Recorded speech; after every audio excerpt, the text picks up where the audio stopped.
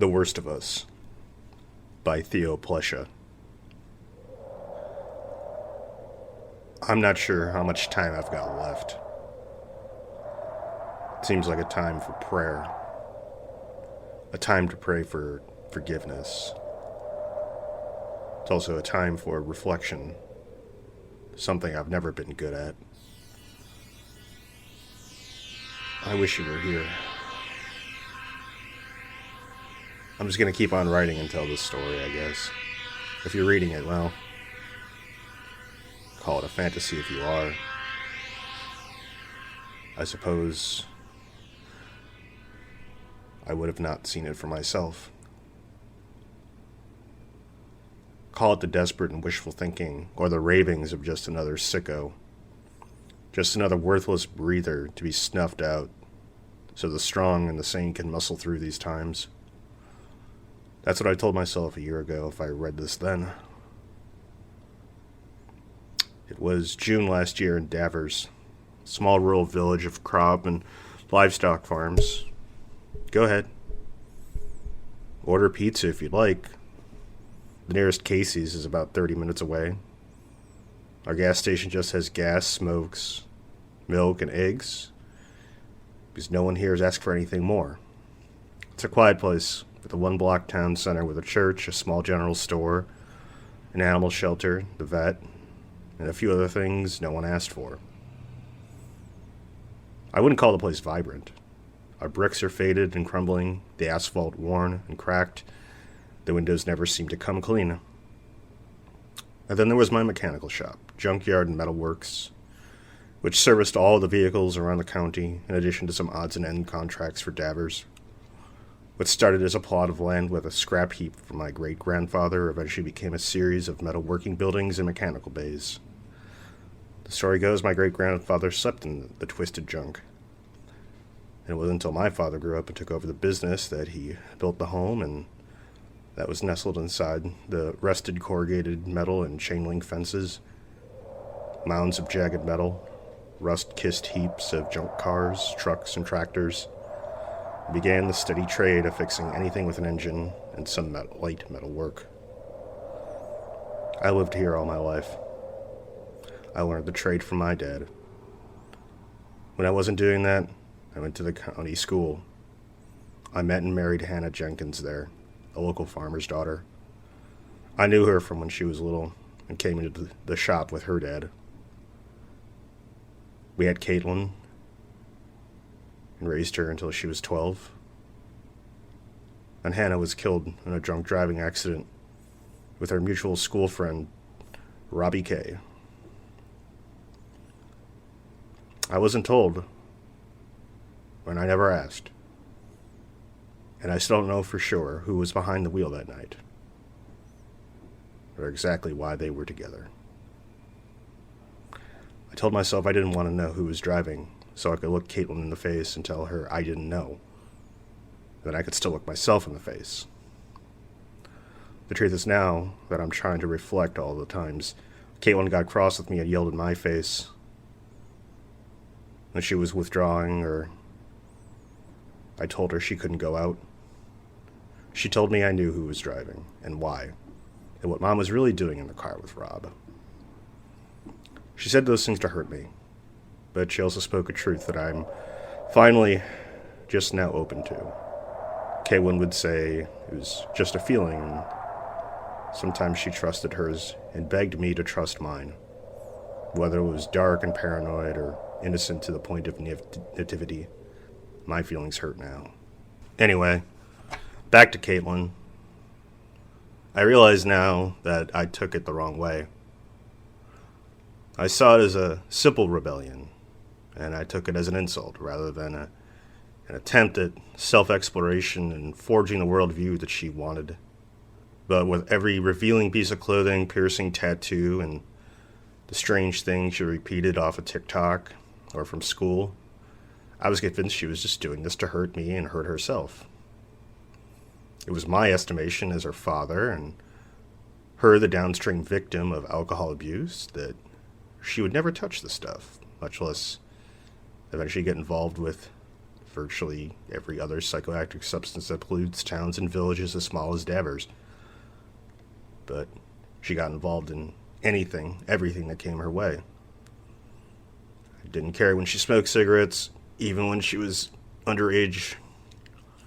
But the booze and the weed and then the stuff after that, I started to draw the line, and she would jump as far over it as she could.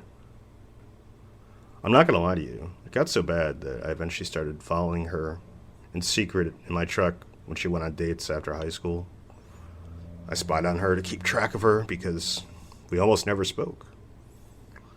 But if I hadn't been doing that, what I was doing that night, almost 3 years ago, well, half-mile down the road, the dying light of rusty dusk, I saw her boyfriend shove her limp body out of his truck cab.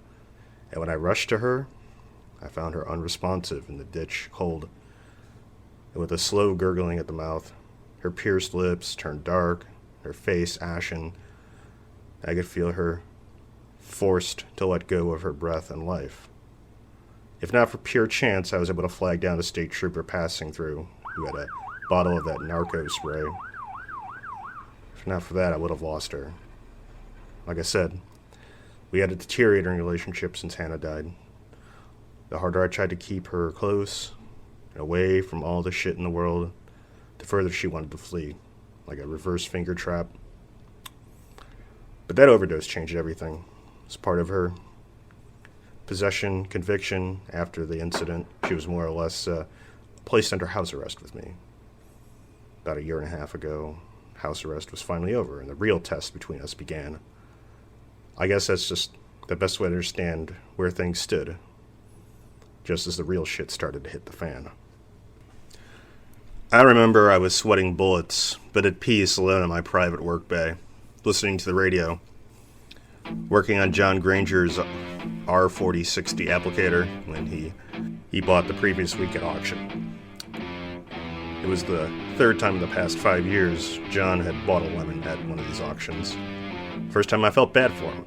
Second time, I felt like he had bad luck. And then this time, I realized he was just probably bad at checking out what he was buying.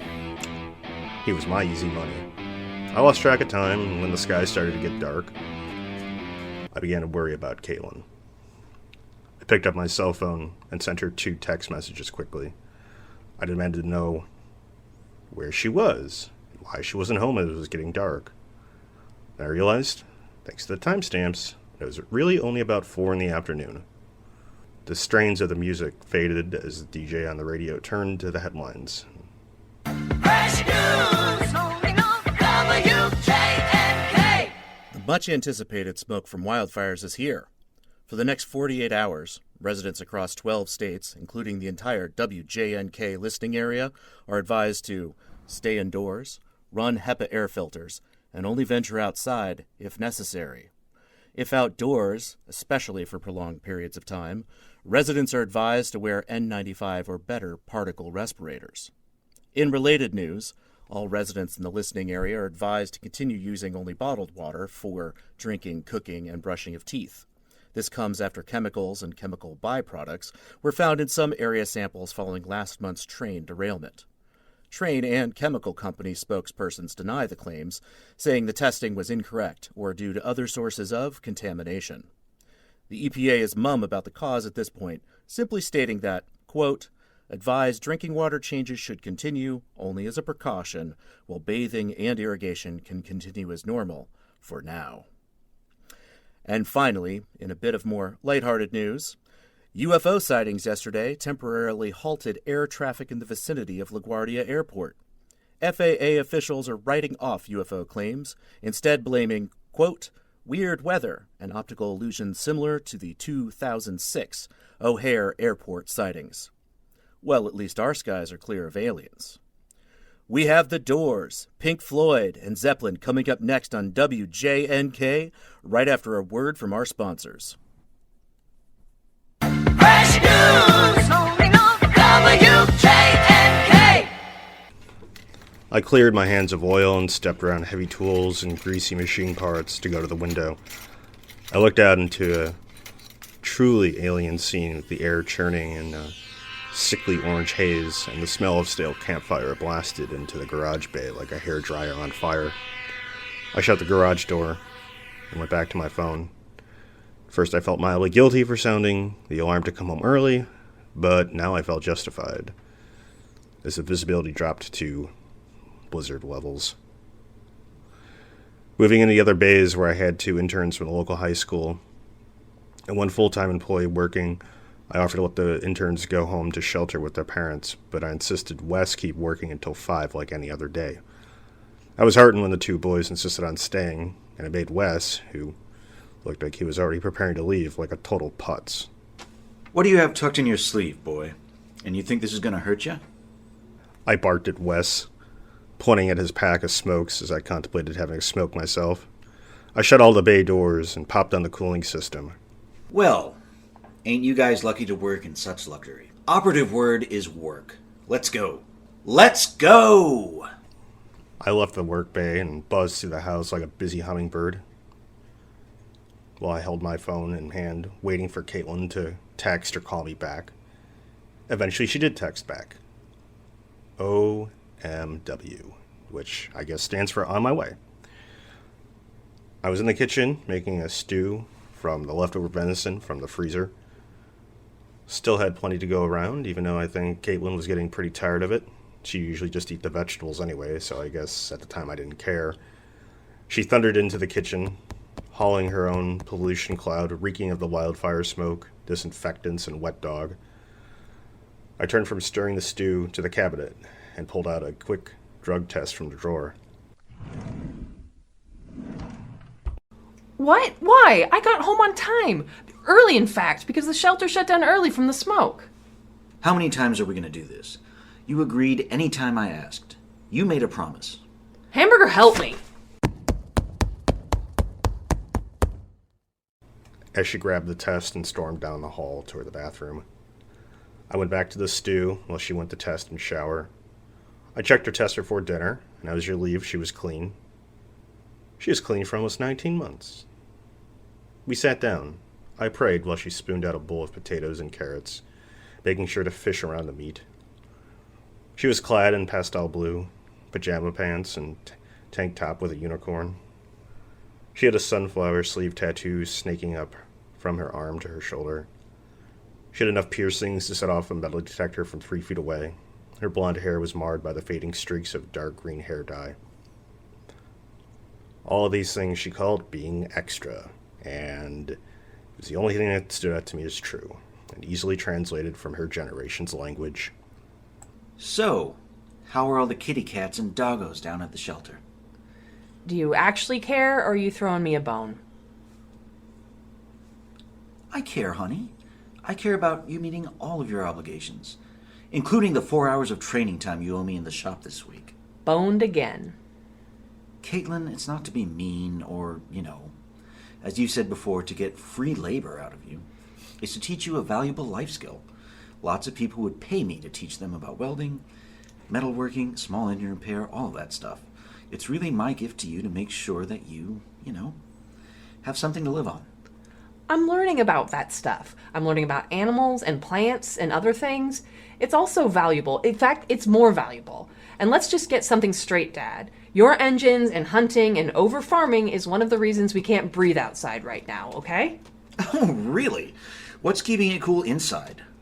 What's moving air through the filters in here? Besides the engines and electricity and the trucks moving oil around to power all those things, what else is getting it? My paycheck. How much money did you make volunteering today? God damn it, Dad, you're such a prick. You say that because you know I'm right. And by the way, we can get a prick. We can get a full blood test done right now if that's what you want. You make it sound like it's just fun or something. Look, it's not. It's hard work, and I want to try to keep moving up there and see if I can get into vet school. Not everything is your greasy, grimy, smoky world, Dad. You may have had that shit rubbed into your DNA, but I'm trying to get it out of mine. Maybe try rubbing your eyes with clean hands once in a while and you'll see a different world. One worth being in. One with its own worth. One time I saw somebody try to be part of a different world. I saw them inject it into themselves. That world is vile and it is poison, Caitlin. This is the world. We raise, we cut down, we make, and we power, and it's the only way. Who's going to be there for you when you relapse in vet school? You think with your history you can go anywhere near the drugs they'll have you use on those animals without you wanting them to use them yourself? Honestly, I think I've been pretty trusting and pretty fair, letting you work at the shelter and all, with all that stuff nearby. Now I'm asking you to fulfill your previously agreed upon obligation, and this is what you give me. Fine, Dad. Fine. Just, can you please not have me work on the county project anymore? Why not? Dad, we've been through this. I don't want to make center armrests for public benches so homeless people can't sleep there. You know what? Fine. No county project. That's a good compromise. I'll let the shelter know I won't be in tomorrow morning. If we start at 4 a.m., you'll be able to make it there by 9. Hey, don't push your luck, Dad. We didn't talk the rest of the night. Honestly, I'm probably borrowing from other dinner conversations, but most of them went like this. I sat smoking cigarettes, looking out the attic window over my junk harvest. I couldn't even see as far as a scrap magnet crane, which towered 3 stories up, less than a football field away. I wondered to myself how many more rounds I'd go with her. I wondered realistically how long I could keep her my daughter and my daughter safe. I wondered if I should lay off, and if I did, if I could live with myself knowing she could relapse and die. My head turned hollow, and then clouded with unease. Before I could clear up or brew up my mental storm, the light blinked off, and the rule of the AC dissipated after a loud clunk.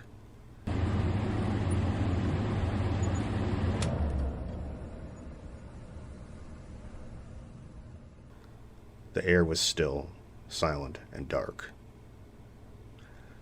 I picked up and turned on the handheld spotlight in the room.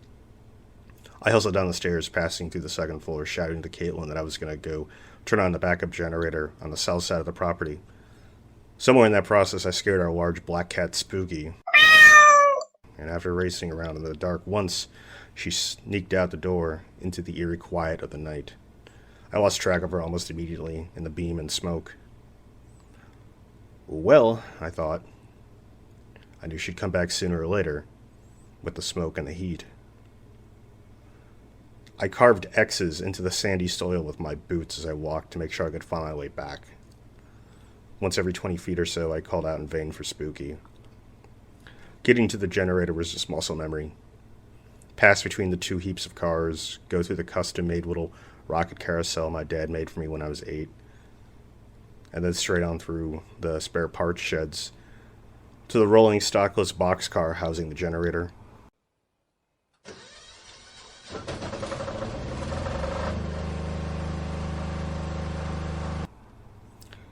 Before too long, I had her cranking to life. The smoke was still so thick I could barely see the house and bay lights coming back on. I looked up and saw the moon as a dull pumpkin. I have to admit, my throat and eyes were burning pretty good as I started back over my trail. I was halfway there when something brighter than the moon, the stars, and even the sun lit up all the air around me. Before I could recover my eyesight, I was surrounded by a series of explosions louder than any gunshot, firework, or thunder I'd ever experienced.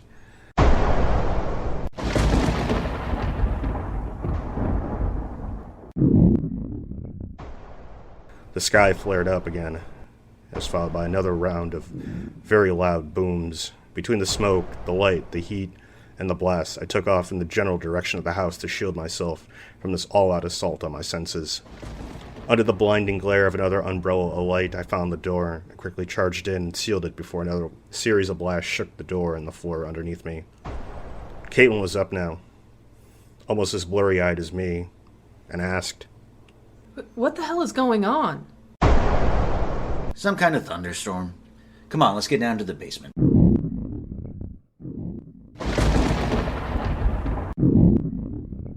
She nodded, and we descended the stairs, and then we both sat on the couches in the half-finished basement and watched the sky turn alight with colors of faint green, red, and yellow, followed by yet more tremors. Looking out that ventilation window, after a while they all seemed to stop altogether. None of this seemed to faze Caitlin, who promptly fell back asleep after the booms and light shows subsided. I wonder if there's any damage, or if these lights were responsible for the power outage as well. I wonder if this was some lightning effect from the smoke and the clouds. I wanted to try to keep her calm, so I didn't grab and load one of my shotguns until she was already asleep. My phone woke me up at 6 a.m., and to my surprise, Caitlin not only had left the basement, but she left the house. I checked my phone, and she left me a series of texts. They read, "Dad, didn't want to wake you. Emergency at the shelter. Almost half the animals got loose last night because of the booms. I'll make up my 4 hours with you soon. I know I left the house without telling you, so I won't give you a hard time when you want me to test." Damn right you're gonna test. I muttered as I stomped out to the generator to check to see if my power had been restored. To my joy, it had been, which meant I could go and get work done today. The smoky air was much better as well. Never mind the radio urging people to simultaneously stay inside and not run their AC in this record heat due to the power shortages. There were some reports about the lights and booms. Apparently they were part of an unexpected meteor shower which pummeled different sections of the globe, treating many to a alarming but mostly harmless light show. In any case, the day was starting, and I opened the front door for the 2 interns and Wes. Wes looked like hell coming in through the door. I suppose that was to be expected, since he worked 6 12-hour days in a row. As the day went on, I didn't hear from Caitlin, and I became more and more upset about her leaving the house without checking with me. We had an understanding of emergencies, but loose or missing animals, which were not ours, did not constitute an emergency. I didn't want to start a fight over text with her, but I took out my phone at least a dozen times and started typing before thinking better of it. The worst part was the fight last night over the training hours.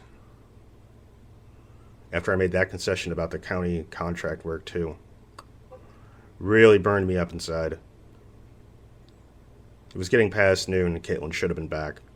She texted me that she was helping to track down and return some of the neighborhood pets, which also got loose last night, and she was going to be home in a couple hours.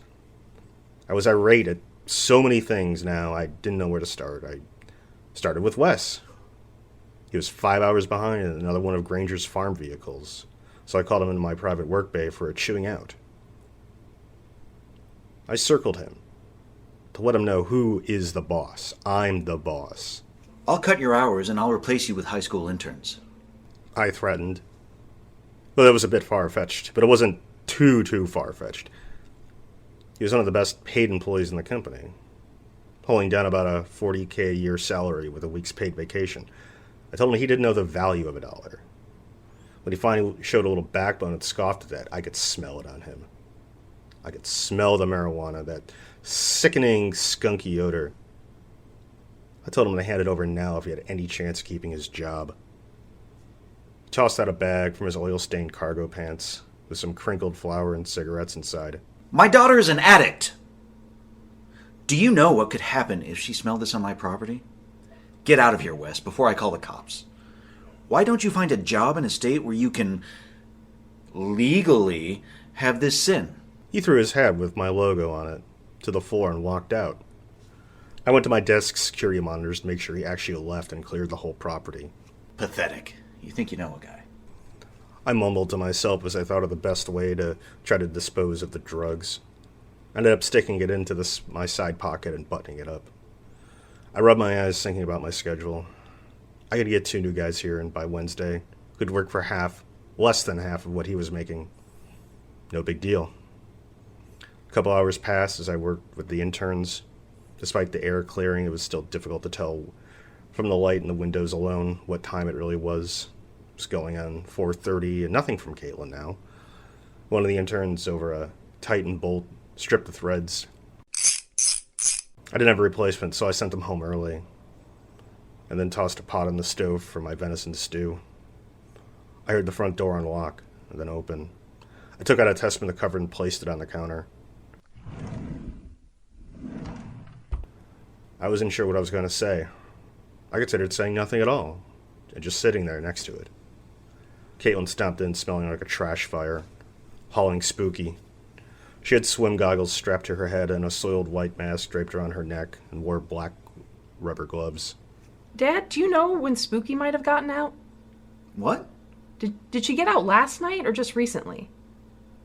Why does it matter? Well, most of the animals got out of their cages last night, totally freaked out from the booms, and a bunch of dogs and cats around town did too. Those that got out of their homes made their way to the woods. When some of them started to come back or got caught by us or animal control, we examined them to make sure they weren't in need of oxygen from the smoke, but we found something weird on them. At first they thought they were burrs, but check this out. She exclaimed as she brushed back some of Spooky's fluff on her neck, exposing something I had never seen before. Stuck to her skin and fur were 3 copper-colored solid metallic cubes, about 1/8 of an inch on all sides. Kale was correct that they could be mistaken for burrs in the fall, but these looked mechanical, and they seemed to shimmer in the light like they were definitely made out of some kind of metal. What are these things? They're like unmilled ball bearings or something? Maybe some kind of filler from the train derailment? I don't really know. Also, check this out. Caitlin grabbed a magnet from the refrigerator. She placed the magnet down on the table and then dropped one of the cubes she pulled from Spooky on top of it. At first it seemed to act like copper should, but then it started to vibrate and shake and then finally levitate, perfectly above the magnet. Freaky, huh? Do you think these came from the meteors last night? I answered her question by handing her a test kit and tossing the cubes into the trash. I found myself watching the news that night. The drinking water ban was still in effect, but they said the smoke should clear, at least temporarily, tomorrow. There featured pieces on the meteors, and now UFOs and the alien sightings that the government's been talking about recently. And the panelists were all down to earth about it. Look, Phil, yes, the US government has been more forthcoming about these videos and pilot encounters, but these recent civilian sightings are more of the same of what we've always seen. From a psychologist's perspective, these recent sightings, they're meteors, and the so-called aliens often turn out to be birds. Owls, in fact, in trees, like the Kelly Hopkinsville, Kentucky, or Flatwoods, West Virginia incident. People get freaked out, but they were already freaked out, to use a common phrase. Okay, we've had terrorist attacks, a pandemic, bank runs, inflation, and most of the areas where we are getting these reports are in the midst of one or more environmental disasters. We're not talking about little green men here, we're talking about what used to be called mass hysteria, or what we now call mass psychogenic illness. This is community stress on top of admitted curious things happening like loud meteor showers, and people are manifesting that stress as imagination, hallucination, a feeling of persecution, or even feeling of enlightenment, and also in some case, physical illness. And might I add, before we had aliens and UFOs, people experiencing this in their communities would link it to a religious experience, usually angels or demons. Okay, so obviously that makes more sense than aliens. But what do we do about it? What do community responders, doctors, policymakers, and so on do about it? It's pretty simple, you know. You remove the most acute stressors or remove the people from the stressor and you get these people back to familiarity. Get them back to work. Go back to work. Back to work! I barked at the interns as I gathered my keys for a lunch trip to the hardware store. The boys managed to strip the threads on several more replacement parts and my stocks were out. Even though I checked their internet stocks twice before I left, I was still hoping and praying they had them there. Caitlin was shirking her 4 hours again today because she said they were having staffing issues down at the animal shelter and the clinic again. At least this time she gave me notice instead of driving off in the early morning. I was still uneasy about it though, and I reminded her she had a Narcotics Anonymous meeting at the church tonight, and that I would be there at 5 sharp, and so should she. The air was cleaner, and I felt like I could roll with the windows down while enjoying just a hint of that rustic scent. It's about a 40-minute drive, and I was listening to the only radio I could get out here. The Reverend was on, and most of his sermons were obtuse and cryptic.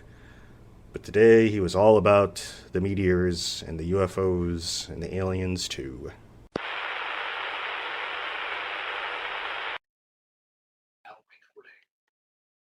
I've been hearing about these stories about visitors from beyond our Earth, beyond space, galaxy, and even beyond our dimension.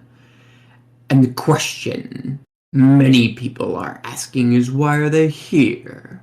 Why are they here now? Some are speculating that they are here to help us in a time of great distress. And make no mistake, we are in a time of great distress. We are suffering from the impact of disease, of famine of body and soul, of tyranny against the believers, of acceptance of great sin against the family and the Father Church. But this is nothing compared to what we are told is to come. I remember the last time our world strongly believed we were being visited. It was right after we built the atomic bomb. Right when we believed the nations of God and the nations of Satan were about to unleash holy Armageddon. But God, in his wisdom, sought to shield us from that event. Our trials as Christians are not only in the scale of nations, but primarily in the scale of individuals. Each day we find our own little Armageddons, the chance for each of us to cast out and defeat evil. These beings, if we read the scripture, and their purpose for being here now are clear. They've come far from whatever to see the second coming of our Lord and Savior Jesus Christ. So let us not get confused by what the media says about these beings or whether they exist or not, because the Bible is clear. These are the enemies of God descending upon us. The diffusion of evil and the delusion of God is complete, and they've come to take that over. Let us remember not too long ago when the forces of evil closed our houses of worship and left open the stores of hateful and offensive ideology against God. We have failed God's COVID test and unleashed in these beings. But let us rejoice, for, as I said, they will usher in our Savior, and the revelations tell us that the Christians will be lifted up and spared the great war between forces of evil on this earth and in the sky, and the power of Christ, and so we must pray. I spent about 20 minutes farting around the strangely deserted farming fleet, with the Reverend's voice still echoing between my ears. I guess no one wanted to work anymore, or do anything anymore. While I was annoyed by the lack of service at the farm store, I had a change of heart about Caitlin, which she'd been doing the past couple days. She was working her ass off, and I decided it was probably just time to just reward her. And I decided that I would detour out a bit and pick her up a pizza from Casey's. I didn't know where at the time went. It was almost 3 when I started to hit the outskirts of the Davers fields. I stopped at the 4-way just before the Davers Creek Bridge, and I looked left and right, and I noticed something brilliantly bright in the corner of Granger's North Field. It was like the corn itself was shining like metal. I nearly buried the cubes in the back of my head at this point, but there was something the way the corn was shimmering and glittering which really sparked my curiosity. I made a left and drove down to the edge of the field, pulled to the side and stepped across the road into the thick weed berm between the ditch and the cornfield. On the top of several of the corn stalks and on the husks of the immature corn itself were several of the copper cubes in a cluster. Some of them were much larger than the one Spooky had on her. They were almost an inch, or in a few places 2 or 3 inches cubed. Amazingly, the plant itself appeared to be largely unaffected by it. The plant itself didn't even seem like it was weighed down by it. I tried to pry one of these large clusters off with my fingers, and then, when that failed, I tried to yank it clear with both of my hands, and after great difficulty I was able to separate the largest cube from the husk. But it tore apart the husk and left shimmering cotton candy-like entrails fluttering under it. The copper cotton candy wound itself together before dissolving back into the cube, releasing the a little bit of corn husk to the wind. The cube let out a whine or a whirl, not unlike the sound of a fishing reel being cast. I let the cube fall out of my hand.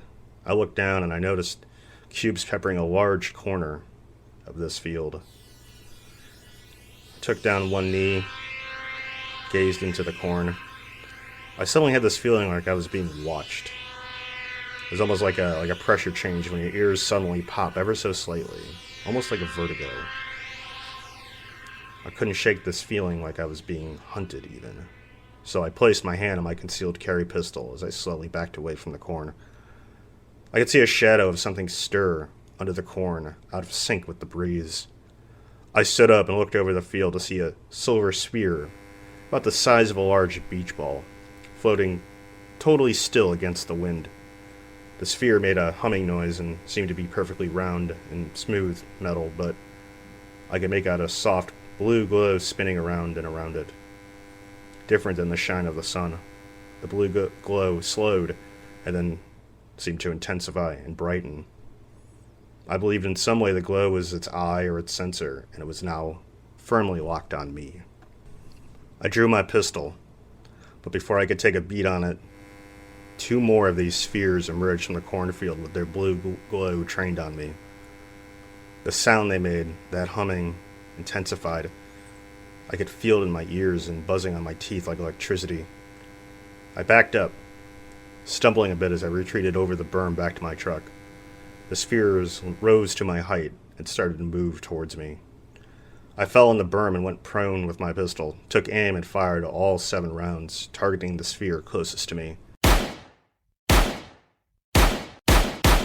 To my amazement, the bullets slowed down close to the spheres, slow enough I could actually see them. And even though I was on target, their paths warped around the spheres and then got ditched into the dirt.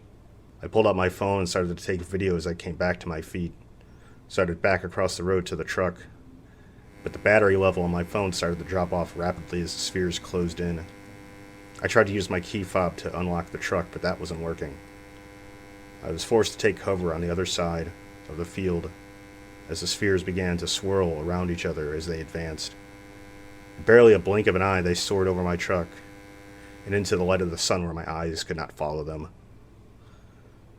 They were gone. My phone was dead. I turned the key in the ignition, and not so much as a click. I was stranded out here amid the corn, and if there were any more of those things around. My only hope of shorting my hour's walk back to Denver would be that of flagging down a passing car.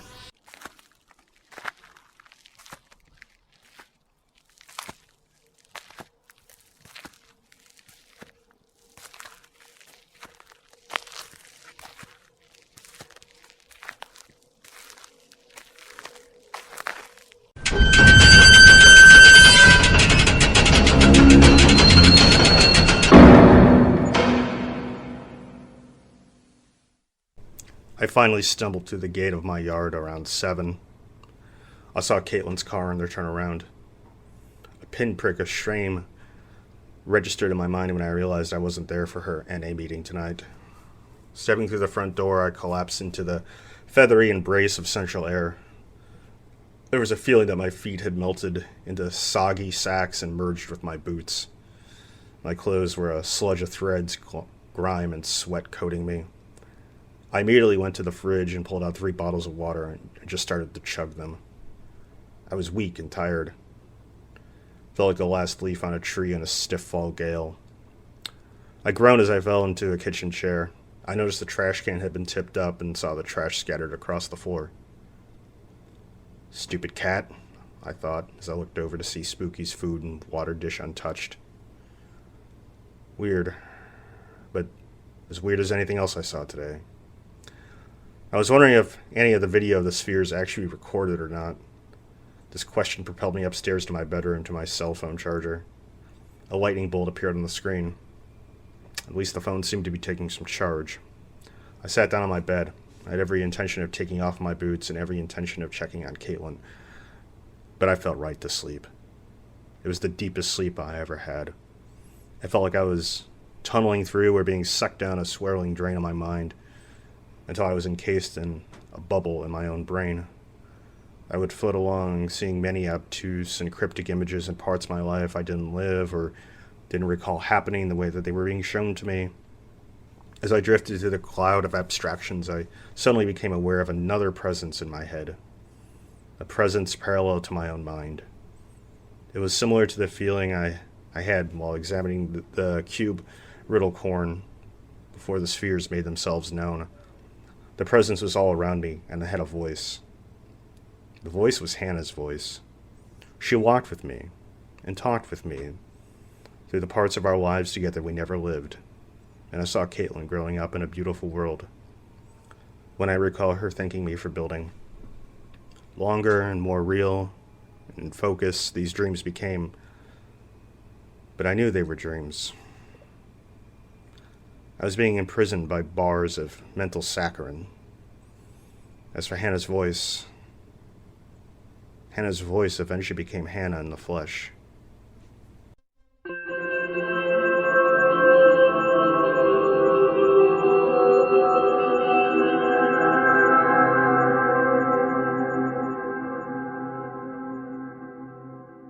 You're not real.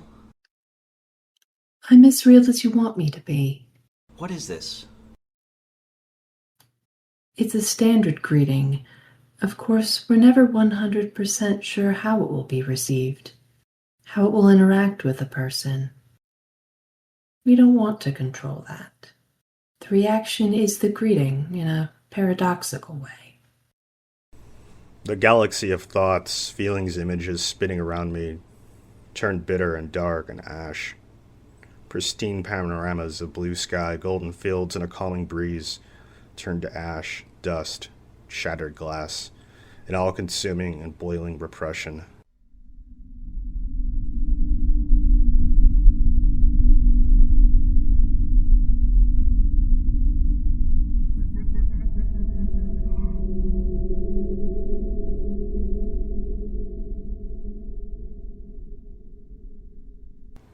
My hand suddenly felt bound, and a ripple of claustrophobia surged up my spine. I felt trapped in my own mind, trapped here with this presence. It's not our intention for you to feel this way. You can stop any time. The images, the vibes, as Caitlin would say, suddenly returned to idyllic, nearly utopian, but deep down I felt lost and meaningless, something forced upon me that I didn't want, or something handed to me I didn't earn, and I started to grow angry. And I started to think about Hannah in that car with Robbie. What really is this? It's what you make of it. We can't tell you. We can't make you react the way. Then what is your intent? Hello, I'm talking to you. There is an offer. This is the promise before the promise is kept. However, we can't make you see what you don't want to see. We can't make you accept what you don't want to accept. We can't give you an answer or a solution if you don't think there's a problem in the first place. We don't seek to harm, nor, as you see it, imprison. Hannah, what happened in the car that night?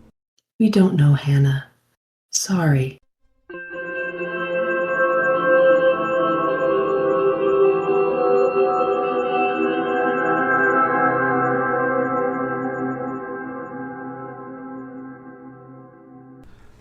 I woke up in my dark room from the dream, with just the hallway light streaming in.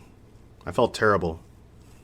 Not only did I hike about 10 miles, but I felt like that dream was another 10-mile hike in my brain. I stumbled through the thin light to the bathroom.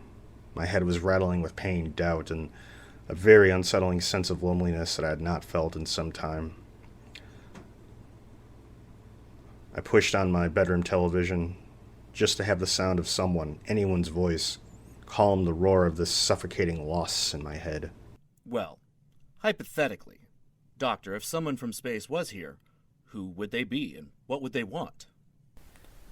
Let's continue under the assumption that they are not capable of faster-than-light travel, because so far as we know, that is virtually impossible.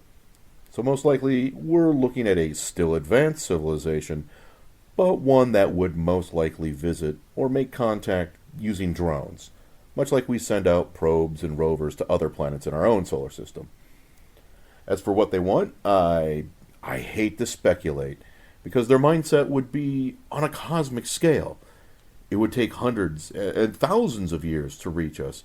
Even if we assume that they have to play by our understanding of physics, they would still be advanced technologically, maybe to the point where they're no longer physical, biological, corporeal beings.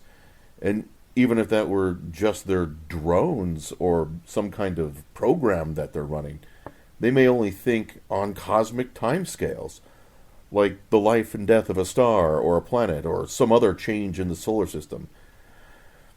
Meaning they might consider our individual lives insignificant as we consider an ant on the sidewalk. So even if they weren't outright hostile with a magnifying glass, they still be using tools which could harm us. Even if, like, not the magnifying glass, then I suppose I could not rule out the ant farm for us. Okay. But before we talk any more about this, we have these cubes, and no one is sure what they are. People are anecdotally saying that they appeared after meteor showers, and the wildest things we've heard is that they're even psychoactive. But we only have a few on hand, and frankly, it's much more likely, even if the psychoactive stories were true, we're probably looking at the start of a transdermal designer drug epidemic, coinciding by happenstance with a few unusual but not unheard of events. We need more research on the small sample we have collected so far. Frankly, this is more like the satanic panic than E.T. in our smartphones. I stripped down while waiting for my shower to heat up. That's when I saw it. I saw it stuck to my ankle, just above my boot line. I don't know exactly where I got it from. At the time, I thought it was just stuck there from wading through the cube-encrusted weeds in the field berm earlier. I remembered the force I needed to pull it off the corn husks. So I cringed as I reached down and wondered how much flesh this thing would take with it before it finally detached from my body. To my shock, the cube actually separated with ease, leaving only the smallest and slightest indentation on my skin. No worse than what's left from wearing tight athletic socks. I got dressed again because I wanted to go out to the work bay and try to crack it open and see what this thing was really all about. Then I noticed my phone was charged, and I wanted to turn it on so I could get a tow out to my truck, and also check to see if any of the spheres were caught on camera. I rolled the cube between my finger and thumb, while sitting on my bed waiting for my phone to boot. To my shock, it was 2:30 in the morning. I'd been sleeping for 8 hours or so. I had one voicemail message rating. It was a number I knew well. It was from Nicole, Caitlin's NA sponsor. I always considered myself to be her #1 sponsor. 2 texts then popped up, also from Nicole. I didn't need the voicemail, I just saw the texts. She wrote that Caitlin wasn't at the meeting tonight. My heart rate jumped, and I tossed the cube into my drop pocket, where I felt something else, something from a couple days ago. I thought about her, struggling to breathe and limp and cold in my arms that night as I rounded the corner to her shut door. This wasn't the time for understanding or forgiveness. There was a time to make sure she knew, to remind her that everything was at stake for her. I didn't know if she was using again, being forgetful, or had an emergency at work, but she had one absolute thing she had to do, and she was not doing it. It was becoming a pattern, ever since the meteors and the cubes arrived, ever since she found something on Spooky in that garbage can, I thought. I didn't check to see if the cubes were still in there. I knocked violently on her door. I twisted the handle with my full strength, but the door was locked. She wasn't allowed to lock the door, not ever. Fortunately, I always had a key, and I barged in. She was lying on her bed, lights on, with her eyes open in a daze, staring up into the ceiling. What's going on? Nicole called, and she said you didn't show up to your NA meeting. I had an emergency. A lot of the folks didn't show up, and some of the animals were acting weird. There's something wrong with those cubes. I think they're basically drugs. I need you to stop touching them or any animals with them, all right? I need you to take some time away from your job, maybe a couple weeks. And I need you to start doubling down on your NA meetings. Whoa, I'm not doing any of that. I'm not giving up any of my chances to get involved with something that will change my life. And frankly, the shelter and the clinic need me. They need me more than ever. Frankly, Dad, if you want me to test, I'll do it. But if I miss a meeting, I'm not jonesing. I think I've earned the right to know what's best for myself. No, honey. You're flawed, remember? You ask for the strength from God to keep you clean, but you can't do it without... that's it. Something is off, and I'm taking you down to inpatient right now. I want you checked in, checked up, and clean before we continue this conversation. Dad, I am 22, and you can't make me do anything. She climbed out of bed on the other side of the room and dug out a large duffel bag. Where are you going? I'm leaving. No. I'm your father, and you don't get that choice. I'm not going to find you on the side of the road again.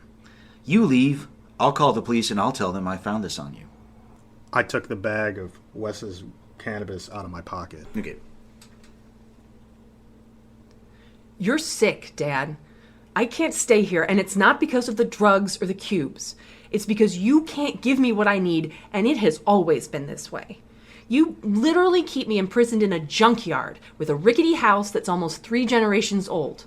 You haven't done maintenance on it. You haven't built anything new. The last thing that got built around here was that tetanus vector of a carousel 60 years ago. It was no way to grow up. So now that I'm done growing up, and I know it's no way to keep on living. You ungrateful little bitch. What have you earned around here? Nothing. Just like you. You inherited all of it. And like I said, you can't even take care of it. Look, your generation can't even take care of the water or the air. What am I gonna do when there's nothing left and you're fucking dead? It's bigger than just you and me. But now I can put words to how I feel. God damn it, I've been waiting so long to say that to you. No wonder I was getting so fucked up before. Who'd want to live in your bullshit future? Only you, because you can't see it because you won't think you have to die in it. Caitlin. There was something she said that set me off. It was a revelation. It was whether I wanted to see it or not. Give me the cube. I understand you're not well. I had one on me earlier, and I think it's... Oh, of course you had one on you. I put it on you. I wanted you to see what I saw and to know what I know. You don't know anything. You don't know what happened to Mom, which should have been my first clue that I should never listen to you. I lunged at Caitlin. I lunged across the bed. I lunged for the spot right behind her ear where I thought she was concealing that cube. I must have still been tired because I fell quite short of her. I was about to try to squirm out of the narrow space between her bed and the window with her bag. I wrestled around with her soft bed for a moment before I turned and saw her in the doorframe of her room. She easily removed a cube from her neck. It had grown to almost a full cubic inch. It seemed to melt a little, like butter or honey on her fingers. Then to my horror, she put the cube in her mouth, and she devoured it with ease. I encroached upon her, and I was prepared mentally to get her to vomit the foreign object. But then she kicked me in the groin. All my adrenaline and anger were no match for that debilitating pain. I heard the front door slam shut and her car start outside, and then a rain of gravel hitting the siding of the house as she took off into the night.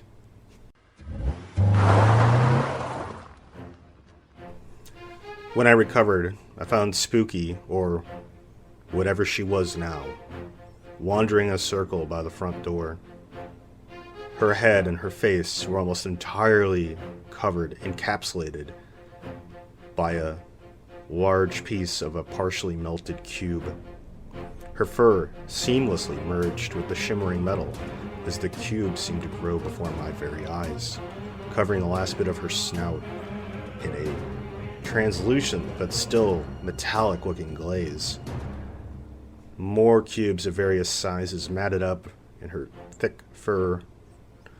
I tried to pull the cubes off her belly, but like the corn husks, these were practically part of her now.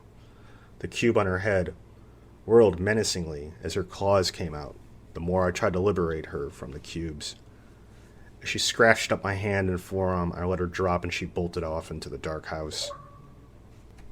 My thoughts returned to Caitlin. She was probably miles away by now. My truck was still stranded near that field. I didn't even know if those spheres did something more to it besides drain the battery. 20 chassis piled up on the lot, and not a single working vehicle aside from the bulldozer. I'd never catch her with that. I didn't even know where she was going.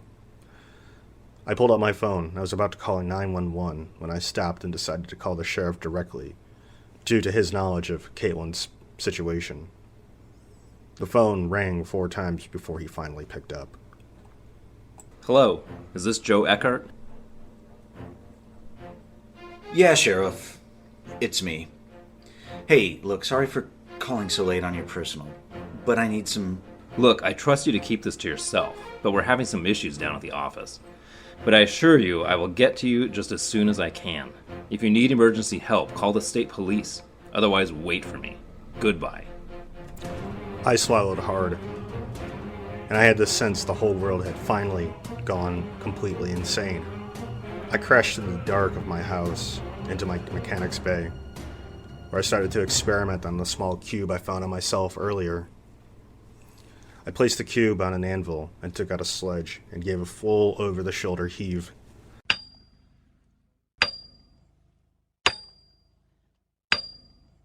The sledge hit square and true, but the cube was completely unharmed. I threw another, and the cubes shattered the head of the sledge and splintered the shaft, leaving me holding less than a broken hatchet's worth of wood. Next, I fired up the arc welder in the shop and donned a welder's helmet.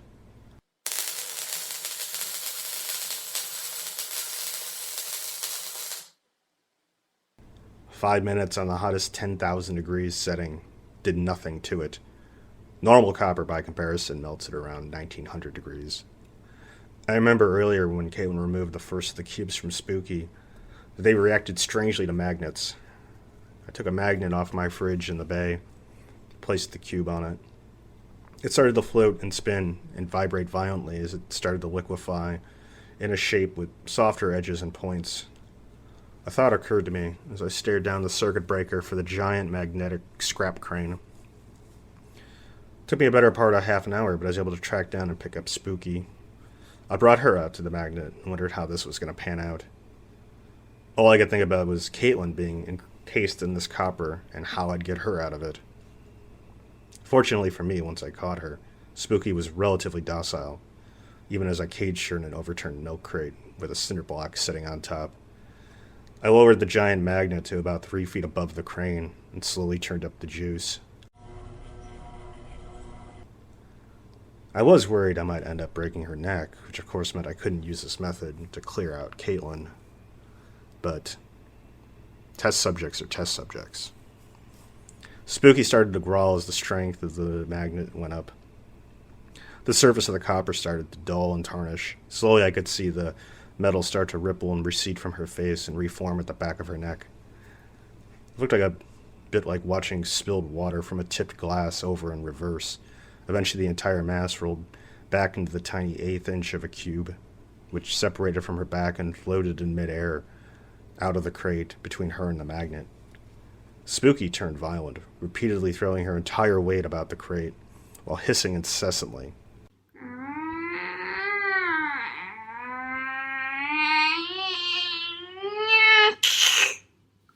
But she otherwise appeared uninjured.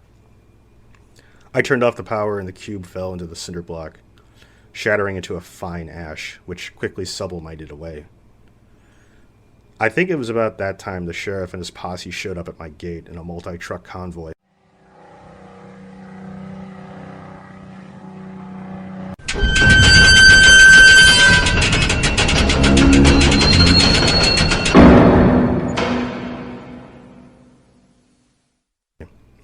I let them in.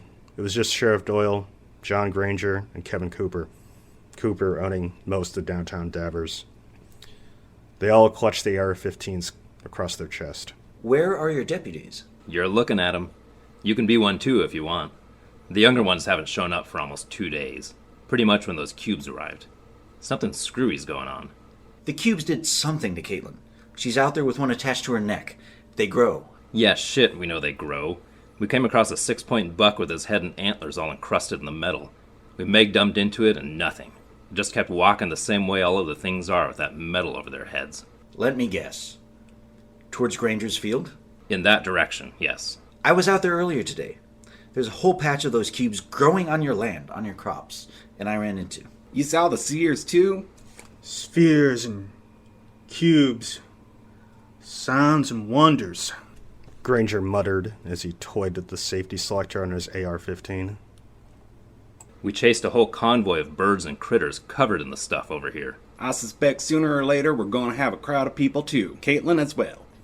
Well, what do? We can't hit them with bullets. We're not getting any radio or TV in. Cells are dead. The spheres fried my truck. Mine too, I know. I think I found a way to neutralize the cubes. I just used it to free my cat. We mount this magnet to the dozer and hope that the carburetor is immune to the sphere's weapon. It's at least a 4-man job. Shit, that's the best plan I've heard so far.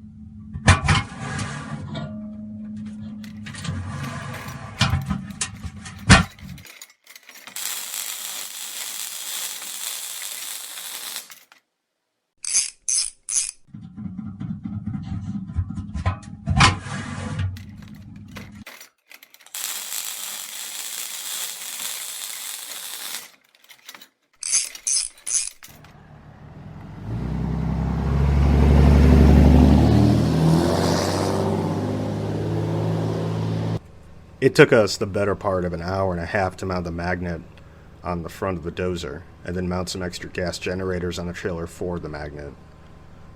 With a top speed of 11 miles an hour, we took up position on the running gear and the trailer with a large handheld spotlight in one hand and rifles in the other as we set out into the nearing dawn towards Granger's field. I think we were all jumpy, and that jumpiness was made worse by the shattering of the generators, barely secured on our trailer. We could barely hear one another, and the swirl of a spotlight gave way to panicked gunfire at shadows and trees.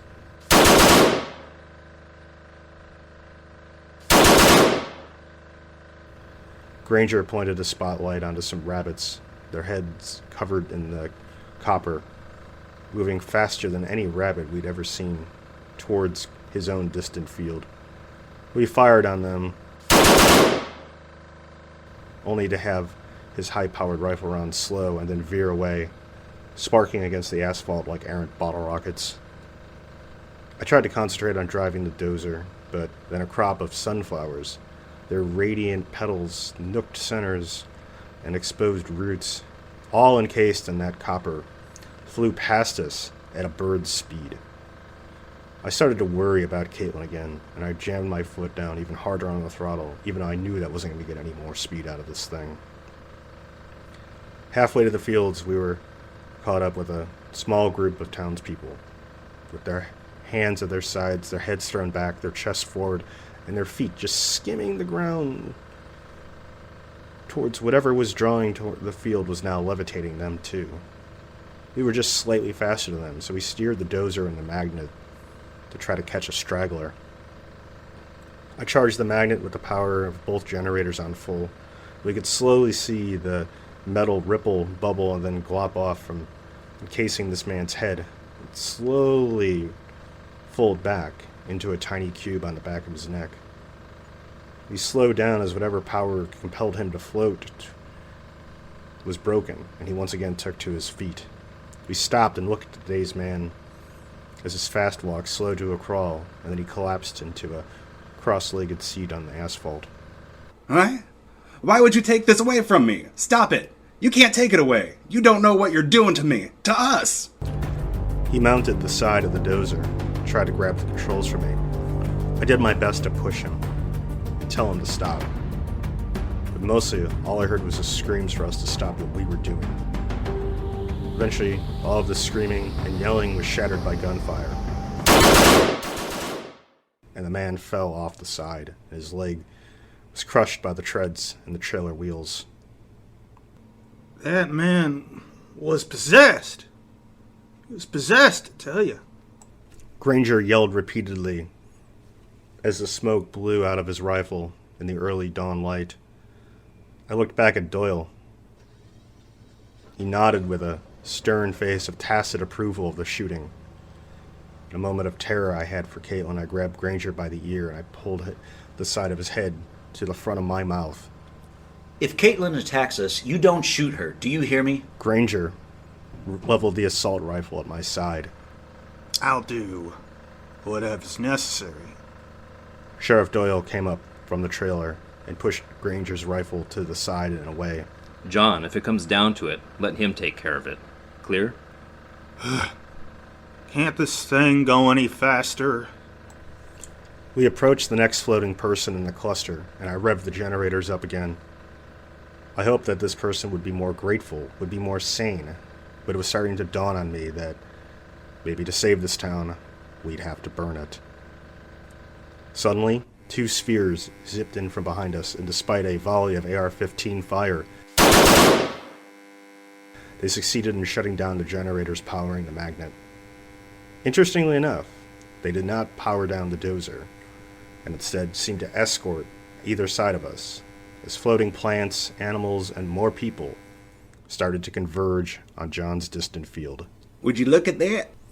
Kevin pointed to the wildfire smoke clouds gathering to the north, appearing to descend as the sun cracked the horizon.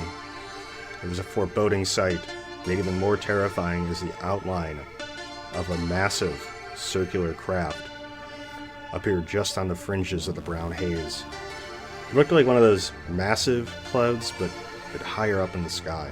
Its size was unfathomable. It struck me with absolute terror. All of the cubed, encapsulated plants, animals, and humans started to slow, but also wade into the cornfield. We drove through a half acre of crop before finding what I could only describe as a classic round crop circle, spanning at least 5 acres in diameter. Here, at least 40 people, hundreds of animals of different kinds, and plants gathered, floating about 3 feet above the ground. The massive circular outline rotated about 90 degrees before we could see an X of light across its entire face. Slowly, the plants and the animals began to ascend higher and higher until we could barely make them out. Like losing sight of a Mylar balloon let go on a summer day. I fell down on my knees and screamed in vain for Caitlin, as the humans also began to ascend. Dad. One of the cubed persons floated towards me, and slowly their cube turned transparent, and I could actually make out their face. It's okay. They're part of a galactic study mission. They don't get to observe what's happened to our species, to our planet very often. What are you talking about? Annihilation. Extinction. We have a term for it. It's called the Fermi paradox. Either civilizations and planets get to be like them, advanced and in their control, but most end up like us. There aren't that many civilizations in their study range, so this is like a special research event for them. And they wanted to document it and collect a sample of life on this planet before it was all gone. A random sample, but they mean us no harm. They don't want to take anyone who doesn't want to go, who didn't want an experience, an adventure. The cubes wouldn't form from their protective transport layer unless you really wanted to go, with all your mind, all your heart, and all your body. Honey, what have they done to you? If you don't see it now, you'll never see it, Dad. Just don't forget that I love you. And you did what a dad is supposed to do. Give his child a future, even if you did it in all the wrong ways. Goodbye. The copper's cube's protective layer reformed over her face. So that was it. So I watched her float away with the rest of it.